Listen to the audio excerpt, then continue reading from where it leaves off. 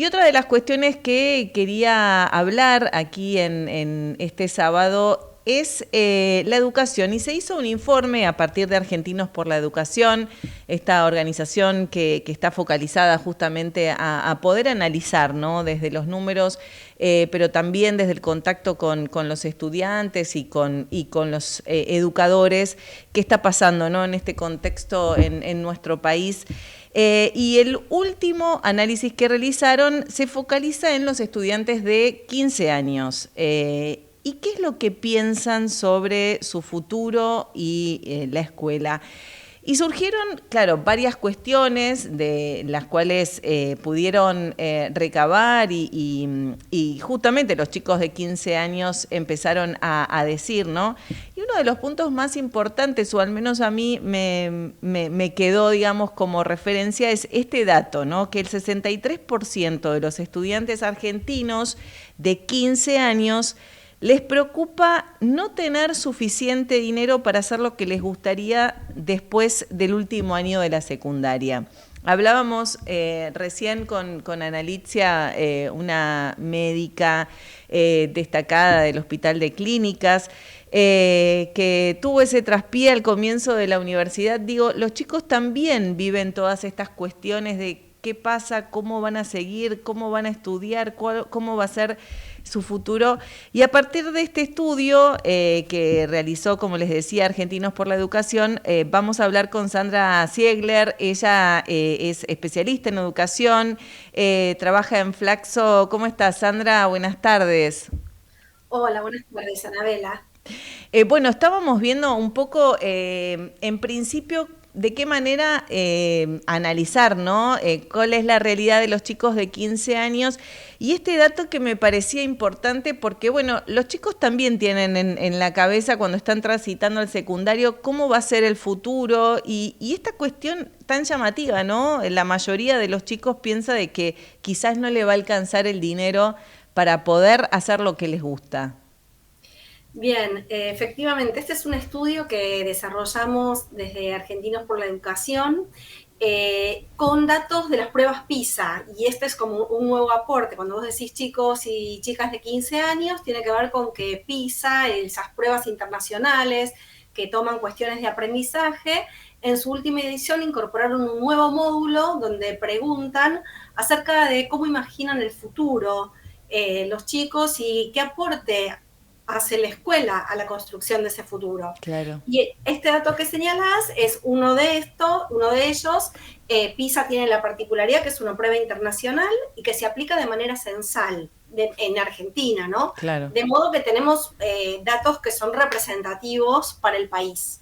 Y bueno, efectivamente aparece este dato de 6 de cada 10 chicos temen no tener los recursos económicos. Ahí está como la cuestión económica, ¿no? Que atraviesa a chicos de 15 años y pienso quizás en otra etapa o en otros contextos, en esa edad otros eran los intereses o las preocupaciones, ¿no? Sí, bueno, efectivamente los chicos no están escindidos del tiempo en que vivimos y además esta cifra es aún más elevada entre aquellos que tienen un nivel socioeconómico más bajo, ¿no? Claro. El número asciende casi a 7 de cada 10 en los casos de chicos de menores recursos económicos y de todos modos casi 6 de cada 10 de quienes tienen mejores recursos económicos también presentan esta preocupación. Mira. O sea que hay algo de, bueno, de contexto que está incidiendo en este sentido, ¿no? ¿Y qué Eh, otros datos refirió, digamos, a partir de las pruebas PISA que vos haces referencia? Porque también hay otro dato que me parece interesante contarlo, que es que el 76% de los estudiantes consideran que la escuela les enseñó cosas que podrían ser útiles para el trabajo. Y ahí digo, volvemos a rescatar y a revalorizar a la escuela, digo, que tanto a veces uno, viste, escucha críticas que en la escuela no me están enseñando lo que me va a servir, pero bueno, los chicos sí lo destacan. sí, este es un dato llamativo y como vos bien decís, bueno, marca una visión bastante favorable, ¿no? Que a la edad Claro. de 15 años digan que la escuela los está preparando para el trabajo, para el futuro, es una visión optimista. Y a veces ocurre que los chicos tienen visiones más optimistas que los adultos respecto de la construcción de su futuro y cómo se están preparando, como un dato a tener en cuenta, ¿no? Qué bueno eso, ¿no? Porque, bueno, los chicos en la escuela crecen, se desarrollan, aprenden. Y la verdad es que qué bueno que puedan tener esa confianza, ¿no? O ese sentimiento de bueno, acá me están enseñando algo que me va a servir. Sí, y también muestra como una ventana de oportunidad muy interesante, digamos, dado esta valoración positiva y también teniendo en cuenta que la encuesta se aplica a los 15 años, donde todavía queda un trecho por recorrer en la escuela, y ahí hay algo, bueno, interesante, ¿no?, para seguir potenciando. ¿Qué otras cuestiones le llamó la atención en este estudio? Que me parece muy interesante, sobre todo para pensar, digo, es una edad de quiebre, ¿no? Los 15 años para los adolescentes, con todos los conflictos que ocurren por la edad, por la etapa, pero que también ahí empiezan a pensarse a futuro. Y eso me parece muy, muy interesante a tener en cuenta. ¿Qué es lo que ellos piensan y qué tienen alrededor, no? Sí, como otros datos que surgen, el 64% dice que la escuela les está dando confianza para tomar decisiones, y teniendo en cuenta esto mismo que señalás, que es una edad de construcción de identidades y de desarrollo, digamos, que puedan sentir que la escuela les da fortaleza, es un dato a favor, aunque bueno, hay 3 de cada 10 que estaría diciendo que esto no está ocurriendo, ¿no? Y habría que bueno, dar y fortalecer en ese sentido. Y también un dato en cierta medida favorable es que un 65% dice que está bien informado acerca de qué posibilidades tienen a futuro para elecciones de carreras, para opciones en el mundo del trabajo, que lo podemos ver desde este mismo foco, ¿no? Si bien la mayoría nos está diciendo que tiene información, hay un grupo que no está visualizando esto y ahí la necesidad de reforzar todo lo que tiene que ver con orientación vocacional o conectar con el mundo del trabajo, con las profesiones o con los ámbitos laborales como como un primer puente que la escuela puede mostrar, ¿no? Claro, Sandra, sabes que hoy justo estaba viendo un informe de Santiago Bilinkis que estaba relacionado con la educación, la escuela y la inteligencia artificial y la IA, ¿no? Qué desafío también por parte de la escuela y de la educación, ¿no? Que se presenta frente al uso, que ya es innegable, que se aplica, se usa, todos los chicos lo usan, los docentes lo usan, justamente para generar el interés y además para usar la cabeza, ¿no? Digo, más allá de que utilicemos estas herramientas, ¿de qué manera y cuál es el desafío también para la escuela y los educadores de seguir teniendo estas posibilidades de pensar, aprender y reflexionar? Sí, estamos en un punto de transformación cultural, tecnológica que no tiene precedentes. Totalmente. Y Creo que mucho más del que nos planteaba ya Google, por decirlo así, como buscador. por supuesto, porque acá estamos frente a un recurso que autonomiza nuestras capacidades cognitivas, ¿no? Entonces, digamos, si la escuela siempre se basó en, bueno, el razonamiento, el aprendizaje, el manejo del conocimiento, el manejo del pensamiento, bueno, hoy en día la IA puede desarrollar muchas de estas tareas y por lo tanto, bueno, con todo el replanteo que va a haber, no solo en la educación, sino en el campo del trabajo, en la producción, etcétera, ahí hay un enorme desafío para la educación y eso también nos hace como, en cierta medida, mirar con otros ojos estos datos que plantean los chicos sobre Claro. cómo está preparando para el futuro y para el mundo del trabajo. Claro, por eso pensaba, digo, que qué importante también pensar en esta herramienta, porque también es pensarnos a futuro y los chicos están dentro de todo esto, ¿no? Y cómo también los acompañamos en esto, porque el pensar en ser generadores también de sus propias ideas, iniciativas y proyectos hace que también los acompañemos, por un lado, en el uso de la inteligencia artificial, pero también con sus propias capacidades. Desde ya, que los acompañemos y también, digamos, que los formemos, ¿no? Total. Para ese cambio que se viene, o que ya está, no se viene, ya está, Ya está. Ya está está. instalado, con la particularidad que lo estamos transitando juntos, en el sentido que siempre la educación tuvo esa situación de asimetría, Es ¿no? verdad. Donde los docentes, los adultos, teníamos un conocimiento para transmitir, y hoy en día estamos todos absortos, podríamos decir, y en la misma situación de tener que aprender a, digamos, manejar recursos que, bueno, resultan tan desafiantes. Sí, y sabés que hay algo que también decían en este capítulo que me resultó muy interesante y la verdad es que seguramente coincidís, ¿no? ¿Cuánto nos marcan o nos han marcado los docentes que nos transmiten con pasión, ¿no? Lo que saben. Y esa llama que es la que justamente, digo, más allá de las posibilidades que nos da la inteligencia artificial, es lo que después nos queda, más allá de memorizar, de saber, de generar no sé, en una evaluación de contenidos. Esa forma de transmitir con pasión es la que después queda para los chicos que formamos y que están en estos momentos en la escuela. Por supuesto, siempre, bueno, son esos docentes memorables, ¿no? Que en Sí. alguna medida nos marcaron, nos mostraron un camino o nos abrieron una ventana, algo que desconocíamos.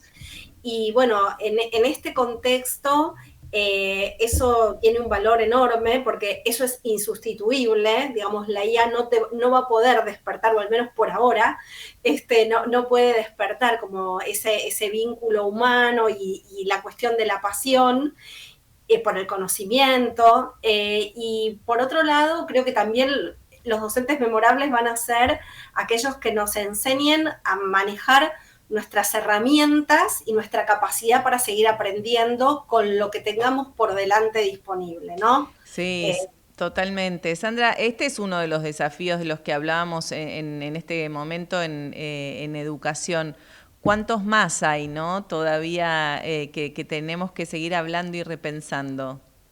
Sí, bueno, estamos hablando de cuestiones más vinculadas con el conocimiento, con las vocaciones, con la relación con el mundo posterior del trabajo, etcétera, y no dejaría de señalar un desafío también enorme que es, bueno, la convivencia con los otros, ¿no? La escuela tiene esa característica que es uno de los espacios en donde, bueno, salimos de la vida privada a conectarnos, con nuestros pares, con los adultos, y hay ahí un aprendizaje vinculado a la convivencia, a la vida ciudadana, a la participación democrática, que es fundamental.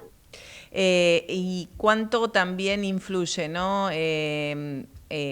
Contextos más difíciles también que estamos atravesando ahora, donde se presenta mucho esto del odio al otro, de los insultos, las agresiones. Digo, la escuela también recibe todo ese germen. Y por eso yo decía, en un momento de la adolescencia crítico, difícil, donde los chicos están formando, digamos, sus identidades y también pensando en su futuro, todo esto hace también mella, ¿no? En los estudiantes. Sí, porque en relación con esto que vos comentás, que tiene que ver también con la vida en las redes sociales, también con la vida cara a cara, ¿no? Pero en las redes los jóvenes juegan mucho de lo vincular, y de esas relaciones interpersonales. Ocurre una particularidad, que es que la escuela ya no funciona solo en el horario escolar, sino que hay una interacción 24/7, ¿no? Que Claro. trasciende luego de la escuela, pero las instituciones educativas como son el ámbito nuevamente para el encuentro y para poder poner una palabra y poder bueno, generar ciertas regulaciones y pautas en ese sentido, ¿no? Sí. Así que bueno, ahí hay algo muy importante y por eso que este informe señale el espacio que tiene la escuela para transmitir otras cosas, ¿no? Además del conocimiento que es fundamental, pero estas otras cosas que hacen para al crecimiento y al desarrollo, bueno, tiene un valor muy interesante. Sandra, ¿cuál es tu trabajo en Flaxo? Soy investigadora, digamos, básicamente me he especializado en las temáticas vinculadas a la educación secundaria, a la desigualdad educativa y a las políticas de transformación de la educación. La desigualdad educativa, un tema que tanto nos afecta a nosotros y que también, digo, a nosotros como país, digo, y que también se evidencia en estos análisis que hacen, ¿no? Teniendo en cuenta de que muchos de los chicos que están en la escuela secundaria quizás hasta no tienen acceso a la tecnología de la cual estamos hablando hoy, que nos está definiendo y determinando, ¿no?, el conocimiento. Totalmente. Cuestiones vinculadas a, bueno, al acceso a la tecnología, a los dispositivos, a la conectividad, son cuestiones que están, bueno, presentes. Y también en el informe vemos cómo se vive en la construcción de ese futuro en los diferentes sectores sociales, ¿no? Así como comentábamos sobre el temor con la falta de recursos económicos, también los datos nos muestran que hay distintas visiones y lugares que tienen las familias en la presión que ejercen sobre los chicos respecto de sus opciones a futuro. Y este dato, digamos, que los chicos de menor nivel socioeconómico están más presionados por sus familias para elegir determinadas opciones, la inserción en el mundo del trabajo, dejar estudios de nivel superior para otro momento, marcan estas condiciones desiguales en donde, bueno, la educación está también ahí presente y hay experiencias muy distintas según los entornos de origen.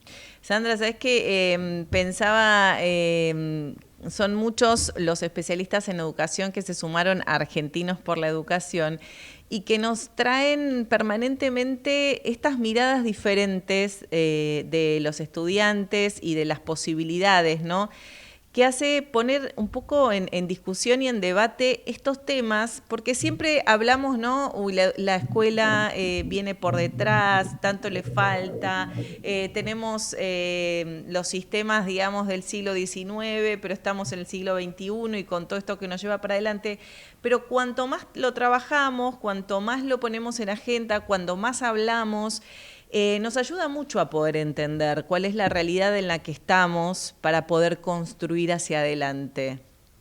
Sí, sobre todo para no tener como una mirada nostálgica o idealizadora o basada en, bueno, en concepciones míticas, ¿no? Sobre en dónde está la educación.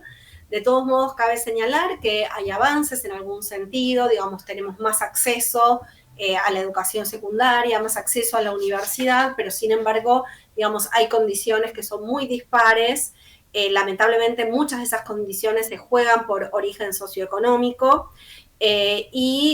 Observamos que hay aún, digamos, mucho por recorrer en términos de resultados de aprendizaje, que en áreas críticas como, bueno, lengua, pero sobre todo en matemática, hay digamos, hay un Es una retroceso deuda bastante pendiente, grande. digo, porque matemática y lengua siempre han sido, digamos, como dos fuertes en la escuela, ¿no? Como esas dos materias claves que, viste, vos decís, tenés que aprender lengua y matemática, no te podés. Y esta mala nota, por así decirla, sobre todo de muchos estudiantes en matemática, prende todas las alarmas. Sí, porque son esos saberes que son pilares para la construcción de muchos otros conocimientos y sobre todo ahora que estábamos recientemente hablando de la IA, más de todo el desarrollo tecnológico, la verdad que no hay mucha certeza acerca de qué conocimientos se va a necesitar en el futuro y qué campos del conocimiento van a estar desarrollados y qué trabajos habrá en el futuro, pero sabemos que los conocimientos de la lectura, de la escritura y los saberes matemáticos son como el pilar básico e irrenunciable sobre lo que todo se construye. Claro. Entonces, bueno, ahí, digamos, hay que mejorar. Hay que fortalecer, ¿y cómo? Es una gran pregunta. ¿Cómo se hace, no? Bueno, en primer lugar, tener en cuenta que hay diseños curriculares que marcan cuáles son los contenidos fundamentales y en algún punto es importante como poder tener un seguimiento de esos conocimientos que son básicos y tener como metas que se esperen a lo largo de determinados momentos de la escolaridad e ir traccionando para que eso se cumpla. A Claro. veces tenemos el problema de que los programas de estudio son muy ambiciosos y como bien estamos comentando, ¿no? Hay saberes que son como nodales y hay otros que son periféricos. Entonces, tal vez como volver a las bases y atender lo que sí o sí tiene que estar. Claro, yo pensaba en esto que estábamos hablando de la inteligencia artificial. Hoy sí o sí tenés que hacer o tener, digamos, desde la escuela otros métodos de evaluación, por ejemplo, porque bueno, porque sabemos, ¿no?, que está a la mano la posibilidad de que los chicos, inclusive también los docentes, utilicen este tipo de herramientas como lo que es la inteligencia artificial, que está a la mano, que nos resuelve en 30 segundos, digamos, una monografía que por ahí antes te llevaba días. Y entonces también está esto de cómo se replantea la evaluación y cómo hacemos para que el conocimiento llegue y comprobar que llega al estudiante, ¿no? Y en medio de todo esto está la cuestión de lugares y de escuelas donde quizás el foco de trabajo y de atención es asistir a las familias de los estudiantes porque no tienen para comer. Entonces, todo esto, creo que este contexto genera una dificultad muy grande para poder salir adelante y responder, ¿no?, de distintas maneras a estas realidades o estas radiografías que hacen, por ejemplo, las evaluaciones PISA. Sí, además que a estas condiciones contextuales que vos señalás, más la irrupción de la IA y todos los desafíos que tenemos por delante, agregaría que, digamos, las escuelas están preparadas y los docentes también han sido formados y lo que saben hacer tiene que ver con un modelo de escuela que era muy distinto, porque lo que se pretendía de la escuela, la misión de la escuela, era transmitir conocimientos para que alguien los retuviera y los pudiera aplicar. Sí. Y los docentes están legítimamente formados para eso, y eso es lo que saben hacer. Y el desafío que tenemos hoy por delante es que la sociedad actual ya no requiere a alguien que retenga información en su cabeza para que la pueda reproducir. Claro. Entonces, hay que crear, digamos, una institución que esté montada sobre la base de que hay que poder utilizar, bueno, la IA y todos los recursos que tenemos disponibles y la capacidad humana para poder crear, pensar y producir con eso. Qué Entonces, rápido también se generan esos cambios, ¿no? Y que hace que tenés que maniobrar una institución de siglos, como es la escuela, en un abrir y cerrar de ojos, porque digo, hasta el año pasado quizás no todos tenían el acceso y la posibilidad de tener una IA en su celular. Hoy sí lo tienen y digo, este es el gran desafío, el tener que rápidamente transformarse y repensarse, ¿no?, como institución y como posibilidad de formación, ¿no? sí, y además es muy fuerte porque es como un embate, podríamos decir, que llega de afuera de la escuela y que lo obliga, ¿no?, a, bueno, a una reconfiguración muy grande, al mismo tiempo que estamos, digamos, frente a una institución social, digo, ¿no?, que es centenaria, Claro.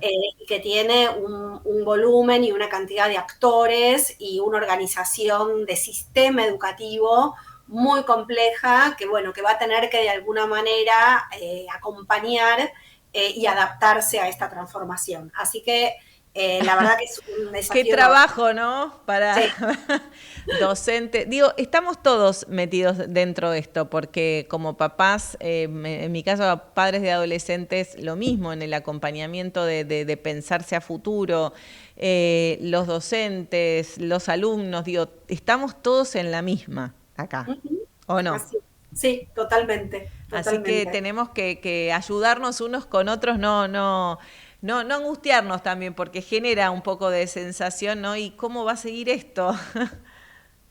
Como siempre es en la historia, seguirá de alguna forma. Seguramente. Gracias, Sandra, por ayudarnos a pensar, por todo esto que hicieron desde Argentinos por la Educación, que insisto, nos pone todo el tiempo estas radiografías desde dónde nos estamos parando para poder seguir pensándonos hacia adelante y pensar a los chicos que están estudiando, pero también desde el lado de los educadores que están con un desafío enorme por estos tiempos. Así que nada, gracias y que tengas un lindo sábado.